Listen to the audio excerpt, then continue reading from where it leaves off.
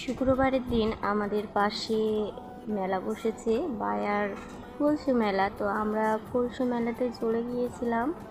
মেলাতে গিয়ে অনেক কিছু দেখলাম। এখানে কাঠের জিনিসের দোকান আছে, খেলনার দোকান অনেকগুলো বসেছে। তারপরে এখানে দেখলাম যে ছোট বাচ্চারা খেলে, এগুলো আগে খেলতো, সেই সব জিনিসগুলো আছে। পুরনো স্মৃতিগুলো মনে পড়লো ছোটোবেলার। তারপরে এখানে এসে আমি অনেক পাঁপড় বিক্রি হচ্ছে, তারপরে ফুচকা বিক্রি হচ্ছে। তো আমার একটা পাখা নেওয়ার খুবই প্রয়োজন ছিল।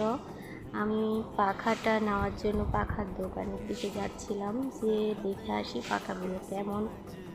আমি এখানে পাখাগুলো এসে দেখছিলাম আর চয়েস করছিলাম যে কোনটা ভালো হয়, কোনটা খারাপ, কোনটা ভালো বাতাস হবে। তো আমার একটা ভালো লেগেছে, তো আমি দোকানদারকে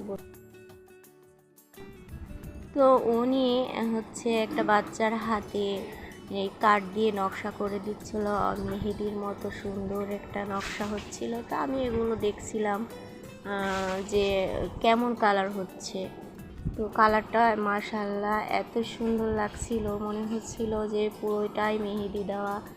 আমি দেখতেই আছি যে সম্পূর্ণটা কেমন হয়। আসলে পুরোটা দেখছিলাম, তো পুরোটা কাজ দেখলাম যে পুরোটা মেহেদিটার মতনই দেওয়া হচ্ছে। তো আমি ওখানে দাঁড়িয়ে দেখছি যে নৌকাও চালানো শুরু হয়েছে। তো তারপরে অবশেষে ওনার কাজ শেষে আমাকে পাখাটার দাম বলল।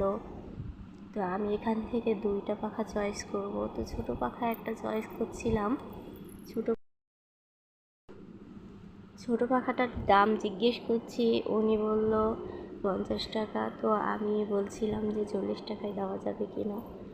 তো দোকানদার বলল যে আচ্ছা নেন। তারপরে আমি এটা একটা ঘুরিয়ে দেখলাম যে এটার বাতাস কেমন। তারপরে আরেকটা বড় পাখা দেখছিলাম, এটা হচ্ছে কি বলে না, তালের যে এখানে এই পাখাটা অনেক ভারী, এই জন্য আমি দিয়ে দিলাম। তো এখানে আমি আরেকটা বড় পাখা দেখলাম, বড় পাখাটা চয়েস করছিলাম। বড় পাখাটারও বাতাস কেমন দেখলাম, যে বড় পাখাটা আসলে বাতাস কেমন হবে না হবে। তো ভালোই হচ্ছিল, তো আমি দুইটা নিব ভাবছি। তো পরে আমি টাকাটা বের করে দিচ্ছি যে বড় পাখাটা 50 টাকা আর ছোটোটা 40 টাকায় নিলাম, পুরো 90 টাকায় নেওয়া হয়েছে। এখানে অনেক ভিড় জমিয়ে মানুষ নিচ্ছে। তো এই পর্যন্তই।